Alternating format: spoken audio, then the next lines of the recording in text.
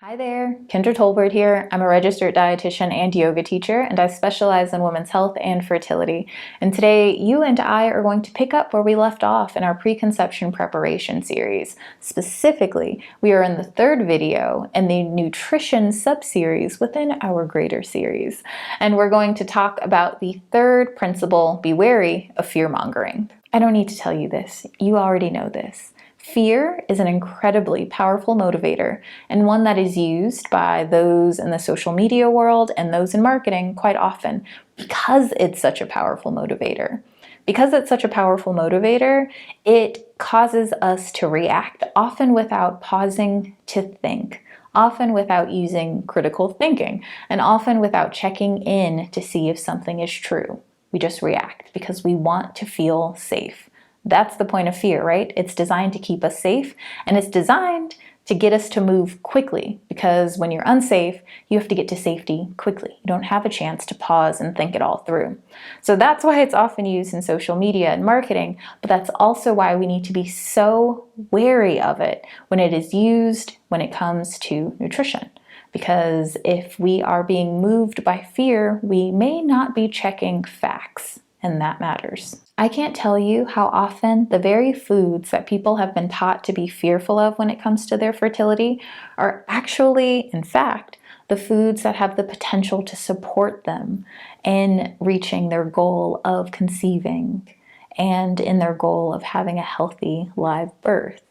There are three particular food groups that I find get the brunt of this fear, and those are soy, dairy, and carb-rich foods. I am going to do a little bonus one, peas, because I think showing you how the fear of peas, how that came about, can tell you a lot about how a lot of these internet ideas start to spread, and where they actually start and where they end up. That hopefully will encourage you to question a bit more, to, again, be wary of fear-mongering. Okay, so let's talk about peas and your fertility. So back in the 50s or 60s, I can't recall exactly, a researcher isolated a compound from peas and then injected it into mice to test as a contraceptive. Somehow, along the lines, some people decided that that meant that peas were bad for fertility. There's a number of problems with that assumption. One, you and I aren't mice. We're not mice. Other thing, we don't inject our food into our bodies, right? I hope not, right? Anyhow, and the other piece is you and I eat entire foods. We eat them too, right? Like we chew them, swallow them, break them down, absorb the nutrients, pass out the waste. But it's the whole food. It's not an isolated compound. So how an isolated compound injected into a mouse behaves is very, very different than how a whole food eaten by a human behaves. So can you imagine how often that happens in the world of nutrition online, where a study that was done in a very particular way and has a very particular context is twisted to mean something so very, very different? That happens all the time. So the next time you come across this food equals bad for, check their sources and look at their sources. Check to see, like, was this a food that was consumed? Was the entire eating pattern considered? Was this a human study? Were they injecting it or were they eating it? These are important questions to ask when you're thinking about nutrition and fertility and just like nutrition in general. So be wary of fear-mongering, especially if it's based in something like this. And the only way to know if it's based in something like this is to ask questions. Now, when I say ask questions, I mean ask the person who said it. Ask the person who wrote it. I don't mean go around the internet asking other people. I don't mean ask an expert that you find online, unless you're working with them one-on-one. Ask the person who wrote it, because maybe they don't know. Maybe they believe it to be true and they actually haven't taken a deeper dive. A lot of things are parroted. And I think if we start asking the people who write it and we start to hold them accountable, we can really get to a place where people are pausing before they publish. And that matters. Yeah? Okay. Okay, so now let's bust some myths around soy, dairy, and carb-rich foods. First up, soy. So soy is high in phytoestrogens, and I think because it's high in phytoestrogens, that's where this idea that it is bad for fertility came from. But the thing is that lots of foods are high in phytoestrogens, and phytoestrogens don't have as strong of an action in our bodies as the estrogen that we produce. So in my opinion, we don't need to be fearful of soy based on the idea that it has estrogen, it has phytoestrogens. The other thing is that when we look at the pro-fertility diet, which is an eating pattern that emerged when researchers were looking at the eating patterns of those who were undergoing IVF, we actually see that those who consume soy actually seem to have better IVF outcomes. So they had higher implantation rates, they had higher pregnancy rates, and they had higher live birth rates. So soy actually seemed to be protective. If you can tolerate soy, if you enjoy soy, you don't need to avoid it simply because the internet said so, at least not based on the research that I have looked at. Next up, we have dairy. Now, I'm not exactly sure where the idea that dairy is bad for fertility came from, and I know that there are different cultures that actually believe something different when it comes to dairy. And I think if your ideas around nutrition are shaped by that cultural understanding, I say respect it. But do be wary of people who are using like kind of a Western pseudoscience to back up this claim. That's something different. It's very different to say, hey, this culture believes this versus the science says, and you know that what they're referring to are Western clinical trials, but there aren't Western clinical trials to back up what they're saying. That's where you have to be like, where'd that come from?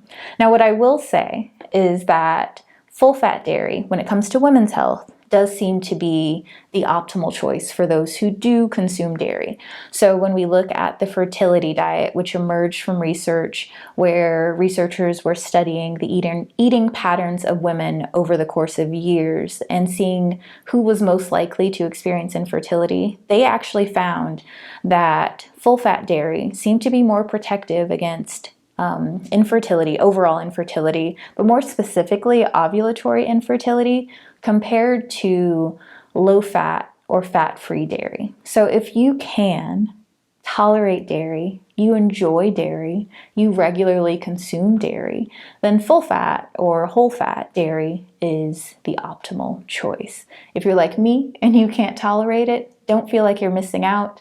You can't tolerate it. It is what it is. Now, again, if you can tolerate it and you will likely be undergoing, you know what I'm trying to say, IVF, then dairy is something that you might want to include in your eating pattern, in your meals and in your snacks. They found that those who consume dairy also had better pregnancy outcomes, so more likely to have live births. So dairy actually seems to be beneficial when we take a look at the research. And last but not least, we're going to talk about carbs. Now, I'm going to start this off by saying when I talk about carbs, I do not mean a food group because I don't believe carbs are a food group. And I know that there are those who will disagree with me, and that's okay. I still love you. Carbohydrates are a macronutrient that are found in a number of foods that are found in a number of food groups. So when people tell me that they don't eat carbs, often I think what they're saying is, I don't eat pasta, I don't eat rice, I don't eat bread. But if you eat dairy, if you eat fruit, if you eat vegetables, if you eat grains, you eat carbs. So I get what you're saying, but like you probably eat carbs. Or it's real hard to exist in this world without eating some form of carbs. So please know that when I talk about carbs, I'm not talking about a food group that includes those things that people think of as carbs. I am talking about carbohydrates, the macronutrient found in foods that provides us with energy. Yeah, okay. So carbohydrates, carbohydrate-rich foods. You'll often hear me say carbohydrate-rich foods because I want it to be clear that I'm talking about foods that are high in carbohydrates. So please just stick with me. Stick with me as we talk about this. Somewhere along the line, carbs became like the macronutrient that people decided was evil. And I think it's because we always need a bad guy. It's just the world we live in. And so once we decided that fat wasn't so bad, remember that in the 90s, like everyone was like, fat, everything needs to be fat free. Remember that? After we got over that, we chose carbs as the bad guy instead of just realizing like our bodies need food and they need macronutrients, all of them, to function well. So somehow carbs being bad for fertility popped up as well. And I think it's this idea that like sugar is bad. I don't know exactly. I'm done trying to figure out where people get some of these ideas. Point is, carbohydrate-rich foods provide us with energy. And carbohydrate-rich foods are often full of just invaluable nutrients that our body needs, right? Full of phytochemicals, antioxidants, vitamins, minerals, fiber. All the things that actually support our health are found in carbohydrate-rich foods.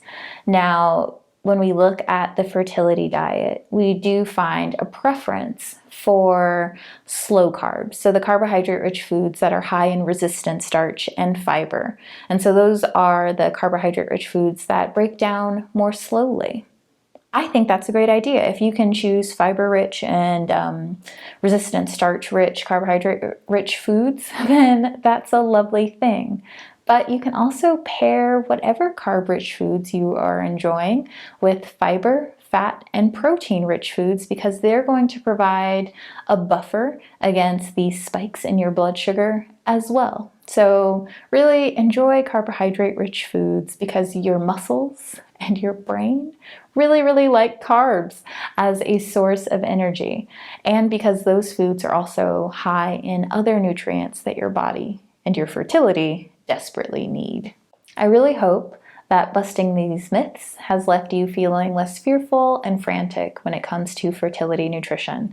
I will see you in the future to cover the last two principles in our nutrition subseries, all about preconception preparation. Until then, be well and bye for now.